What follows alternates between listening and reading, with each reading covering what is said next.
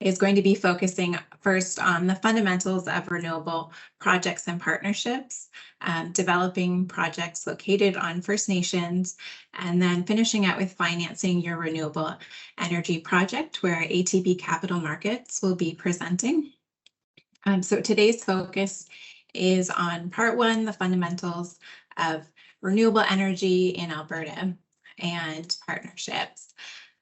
We'll also be talking about renewable energy project considerations. At the end of our presentation, we'll be opening up for questions, but if you have any questions that appear throughout our presentation, feel free to enter that into the chat box. So with that, I'll pass the presentation over to Furman.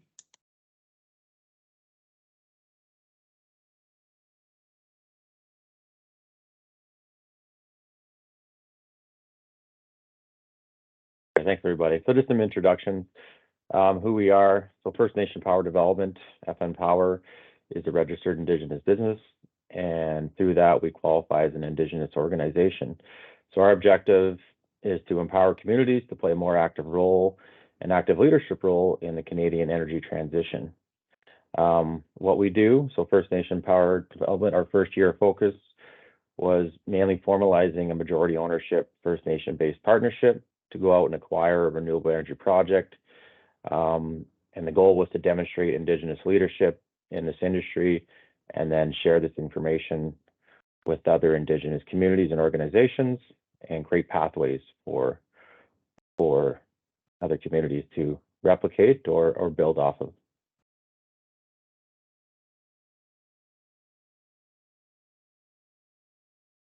Yeah, so we did the introduction. So we have a team of three, myself, Wendy, all with unique backgrounds.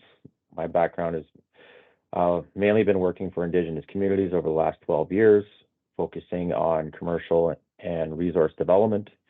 Wendy has an accounting and a finance background, so she brings 20 years of experience in that area. And then Corinne's area has been focused on environmental management for large-scale projects, and then getting those projects in through the permitting stage and into the construction stage.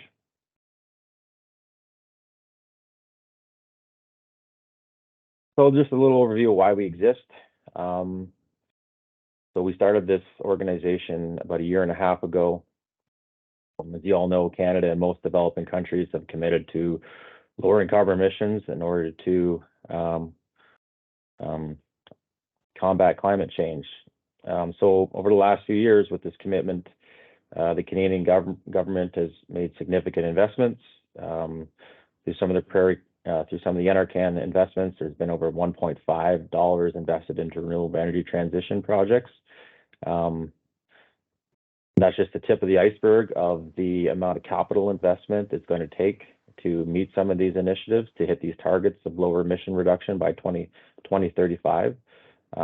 So there's a huge opportunity for participation and being involved with this whole transition that's happening. We're also going through a period of economic reconciliation for our Indigenous people and our Indigenous communities.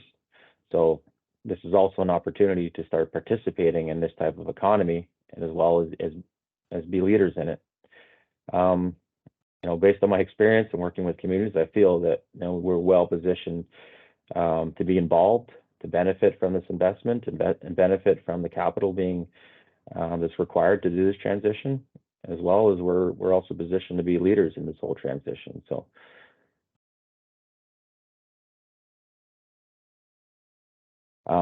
the purpose of our organization, why we established it, is to bridge some of the gaps that are involved with entering in this type of market.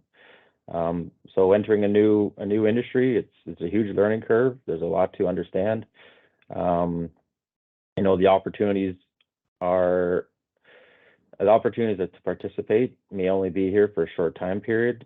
Some of the initial investments that Canada is making and putting into this and investing into decarbonizing the grid, for example, there's only a short time period that those are going to be in place.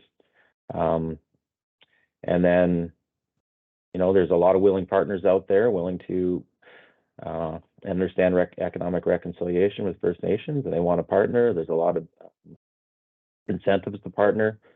as well as there's a lot of taxation benefits and methods in order for communities to be involved, and we want to share that information and get that out.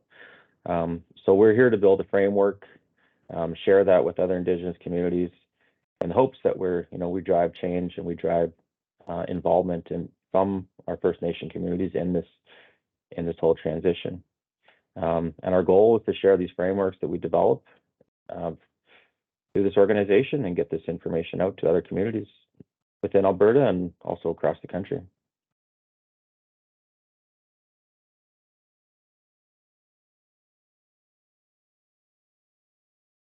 Okay, so I can take over from here.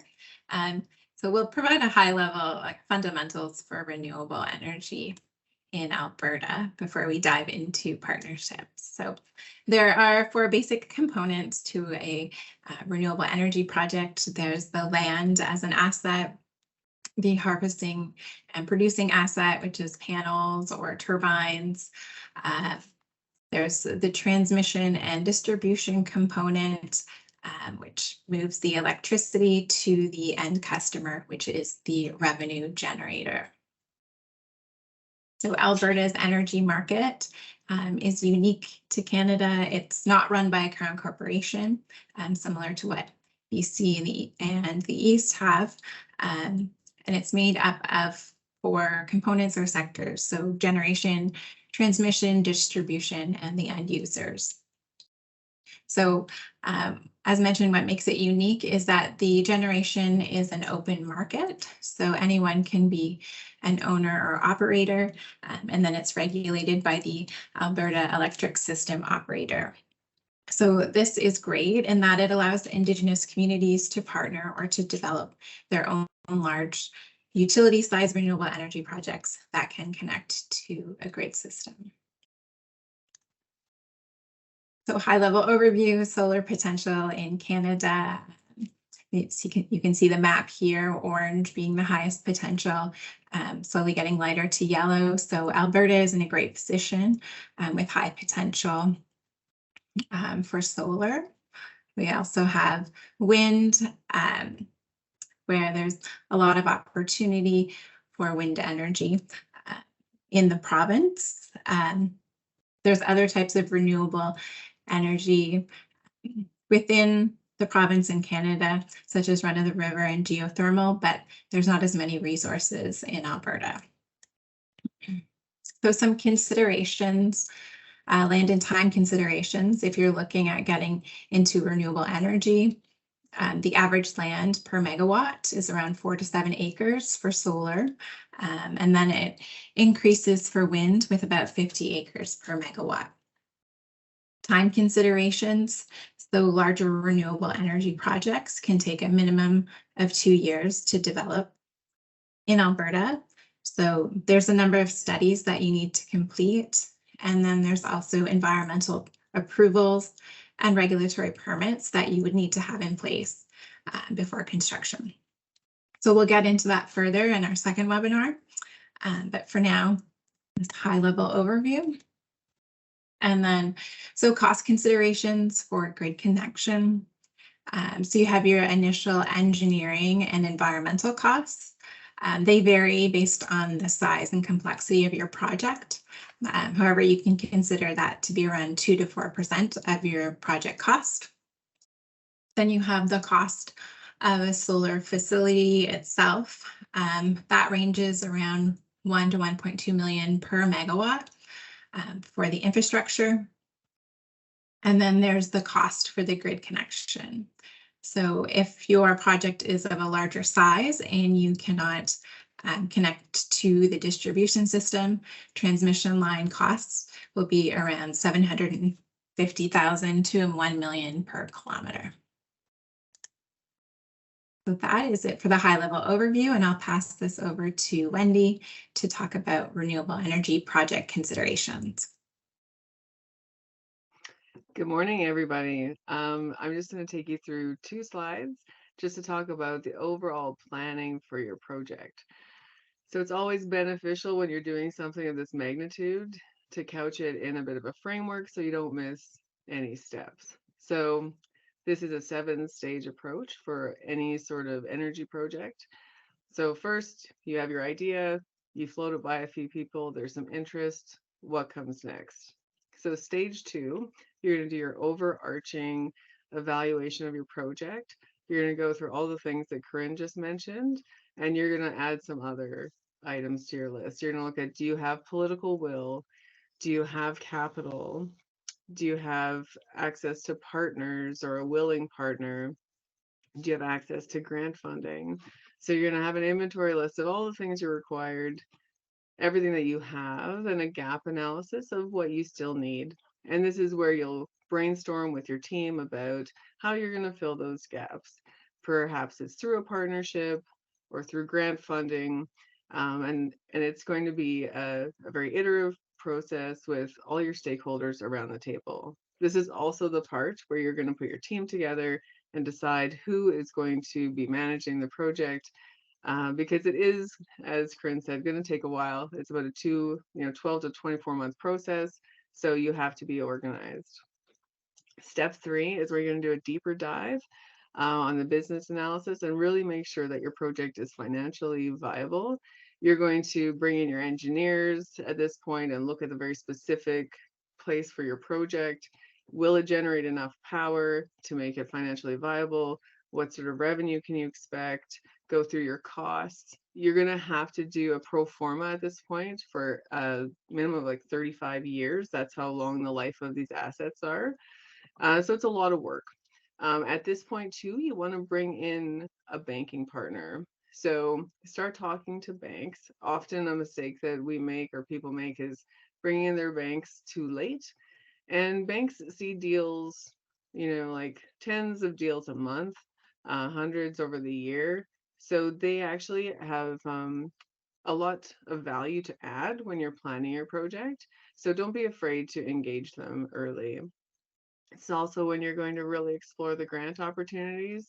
There's a lot out there, and just understanding what fits and where you can use it for your project. Stage 4 is development. This is where you're really going to look at the uniqueness of developing on nation, which we're going to get into in the second webinar. And step 5, this is, sound like such a cliched accountant at this point, but this is where, like, I think it's probably one of the most important steps. You've been at this for 12 to 24 months. You really need to take a step back and double check that all your assumptions are still correct, right? Like, are your revenue assumptions still accurate? Have there been any inflationary pressures on your costs? What's going on with interest rates? Some of these renewable energy projects don't have really high margins. So interest rate fluctuations can impact the viability of your project. So you need to take a step back and make sure that all your assumptions are still correct. And that sounds like it's always going to get worse. It's not. Often, your project might be more profitable than you had anticipated when you first started. Step 6 is when you're going to get through the validation and regulatory approval process with your provincial bodies. Once you get through stage 4 in Alberta, your project actually really gets a lot of value, or becomes highly valued, and it's an important and exciting phase. So the final step, which is commercialization and construction, easy to get really excited at this phase and want to put your feet up, but it's actually like where you really need to lean in. You want to make sure that all of the planning you've done comes to fruition. So make sure you have an engineer that's representing your own interests on site. Make sure you have lots of checks and balances in place to make sure that contracts are executed accurately, and that the costs don't get away from you, and that the timeline doesn't get away from you. So that's the basic 7-stage process. And we'll just go into one more slide on the business analysis phase. So this is the phase 3 we talked about. And again, this is just an example of a framework. There's so many out there, so you can find one that works for you. But it's just a reminder of what to consider when you're going through this process. So of course, we always think about the costs and revenue streams, but you really want to look at your key resources, identify what capacity you have internally, who you know in your network who can help you externally, and really take some time to consider your value proposition, and don't undervalue what you're bringing to the table. So with that, I'm going to hand it over to Furman to talk about partnerships. Thanks, Wendy. Yeah, so this last portion of just a general overview on type of partnerships. It's common for First Nations communities and their economic development corp to enter into an industry via partnership. What are your goals in the partnership? Are you looking, just understanding that? Are you looking just a quick and easy way to get involved? Are you being approached by a number of partners with different opportunities? What are the reasons you're getting into is a good understanding. Understanding your community values and what your community brings. Oftentimes, having worked in these communities, you have a lot of companies that are approaching you, just the way everything has transitioned over the last few years. In order to gain contracts, in order to get to the permitting stage, a lot of these companies need to partner with First Nation communities. And we need to understand that, right? We need to understand, what we have as a community.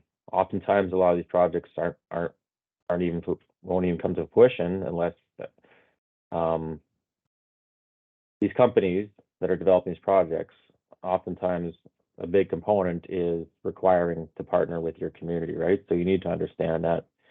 And that goes into the next, like, what are the intentions of your partners? How are they treating you? Why are they approaching you? What information are they giving? What's the end goal? What's the end product going to look like? What are the benefits? What are the true intentions within your partner and the companies that are approaching you? Does that align with the values of your community, right? So, entering into the renewable energy market, there's large capital investments that are required. The returns aren't huge, but they're long, right? They expand over 30 years. These solar projects, they do take up land. They're not as impactful as large industrial projects, but they do have impacts on the territory, on the land base, and those impacts are going to be there for 30 plus years, right? So you need to take that. And how does that align with your community values?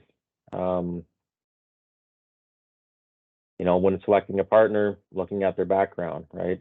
Are they been in business for a long time? Did they bring a lot of capacity? Are they reputable? Are these partners going to be able to see these projects go through? What are they getting as a benefit, right? So just doing due diligence up front when selecting a partnership is always key.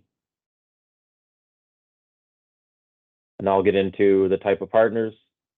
So one of the most common type of partnerships are joint venture partnerships.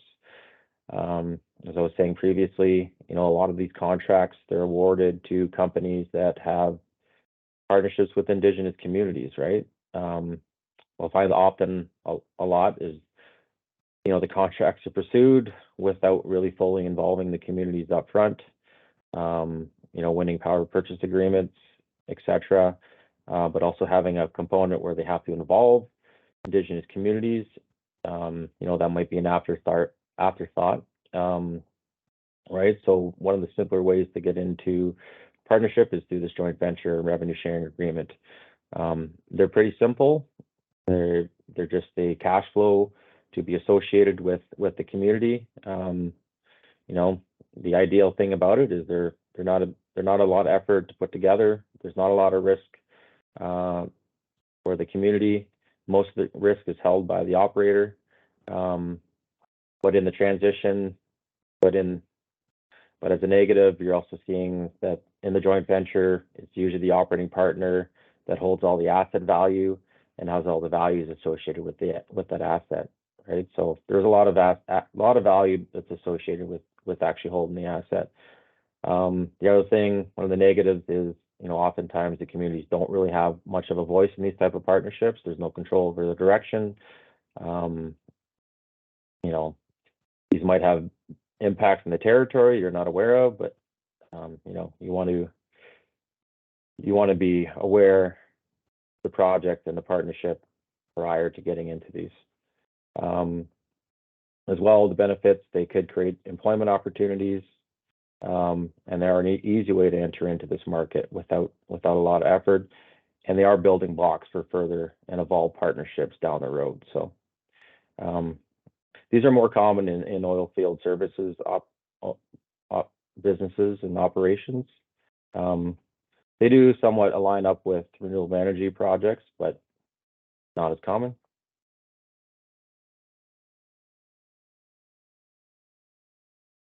One of the more common projects you're seeing is percentage of ownership. So we look at industry partner presents an opportunity to Indigenous community. You're looking at sharing the asset as a 50-50, where the community is able to own 50% of the asset. They're able to share an equal benefit by having equal equity into it. You're relying heavily on the industry partner to operate, construct, and build. But at the end, you should be seeing equal benefit, equal revenue stream, equal profit sharing. It should give you equal say at the table. There should be equal voting rights. These partnerships do take a lot of thought and a lot of organizing. And once you start moving forward, they're usually developed into a long legal agreement. So there is some cost up front that are associated with this, but in the return, you're seeing greater benefit. There is greater financial risk when being involved with these type of partnerships, because usually the First Nation partner is required to raise their own equity and capital.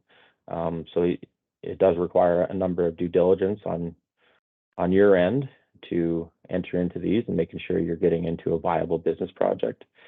And usually that, engaging with a financier or a bank will help determine that. The positives, you have greater control. You have more influence over your territory and on your lands when you have ownership. There's greater returns, as well as once you have this capital asset, it's something you can build off of. It goes in your balance sheet. You can borrow against the capital asset for other projects. You have a controlled revenue stream, and it allows for greater investment from the community. So you having an equal share means you have should mean you have equal say, which should provide more employment opportunities and mentorship opportunities, and get you in a further position of capacity as far as running a business model and building off of that business model.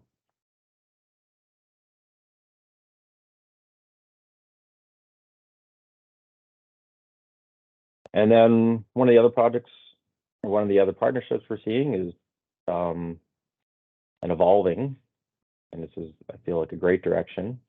So my background has been working with communities for the last 12 years and seeing these type of projects, and you're starting to see more of these type of investments where the communities have the capacity to put together the capital, support the regulatory stages.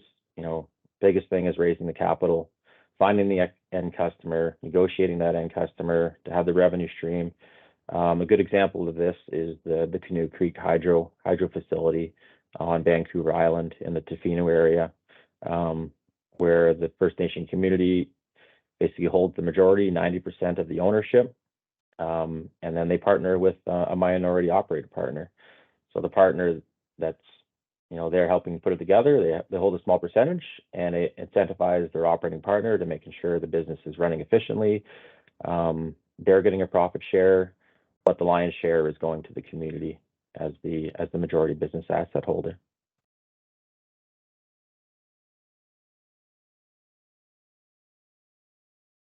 So how do you put a partnership together? There's a few steps. What are the various steps? So the preliminary steps is companies engaging with you. You sign a disclosure agreement, so you can start having confidential discussions, sharing information. They can openly share information with you. You can go through your due diligence process. This should open the door for them sharing maybe confidential information, confidential projections, where they're getting the resources, etc., and you build off it from there. The next point is when you've collected enough due diligence, you go into a memorandum of understanding, which is A light agreement, basically outlining how the partnership is going to work. Usually this is a 2 to 7 page agreement outlining the basic concepts of the agreement prior to going to capitalization, prior to raising financing. And then once you get to a point where the project is coming to fruition and everything's lined up, you're going to formalize a actual agreement. So this is where you're going to bring lawyers in, looking at all the different angles and degrees and scenarios and making sure that these are all thought out well before you initiate a partnership agreement. And then having a lawyer advising you of all the different terms and what they mean as sort of a final touch of the due diligence process.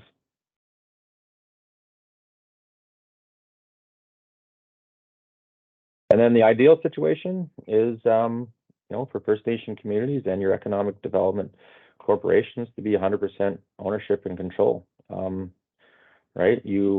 Reason you get into the partnership is ideally to learn how to do this in the solar energy utility game.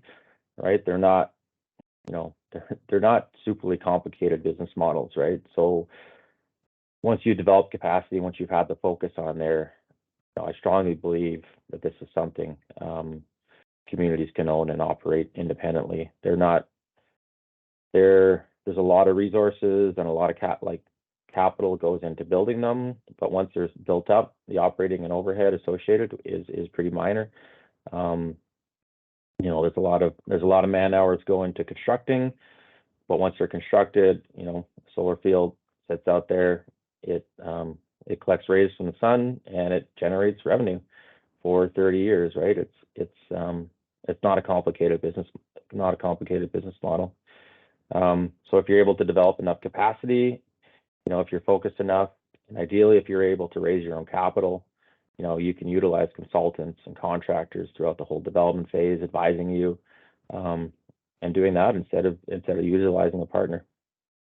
That's the ideal situation, but it takes time to develop as well.